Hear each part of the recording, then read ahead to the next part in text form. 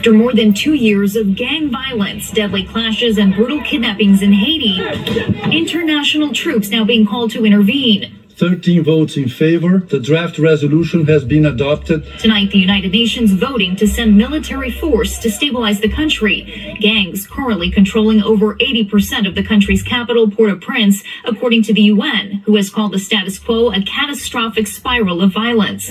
The vote allowing for a non-UN force to provide support to Haiti's national police for at least a year in hopes of regaining control of critical infrastructure like the airport, ports, and roads. The African country of Kenya willing to lead the charge. We'll also be training the Haiti police so that they can have their numbers, so that we finish our mission, we come back, we lead them with a stable country. The Kenyans now have the authorization that they needed to collect this posse, if you will, and put them all together and start to form the force that will go forward and conduct business in Haiti. So it's the green light that they've needed. The vote comes a year after the country called on the UN for help. Since then, the Security Council has imposed sanctions on some of the most powerful gang members, including Jimmy Barbecue Cherizé, who last month set the streets of the capital on fire, calling for the ouster of the current Prime Minister Ariel Henry.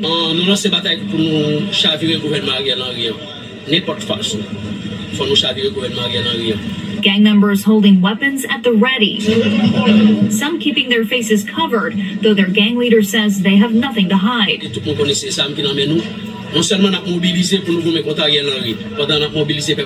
it's the Haitian people who are paying the price. More than 2,500 have been murdered by gangs this year, according to the UN, while nearly 1,000 have been kidnapped. We're at a point now where it's just going to have to start over again, to rebuild a police force, to rebuild civil society. The recent surge in violence pushing tens of thousands to the Dominican Republic, forcing the neighboring country to shut down its border with Haiti on Friday.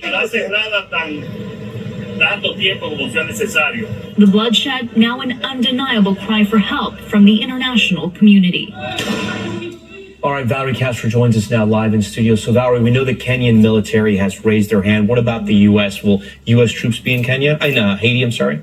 Not troops necessarily, but last month, the Biden administration pledged $100 million in support in the form of intelligence. Even medical support will be there.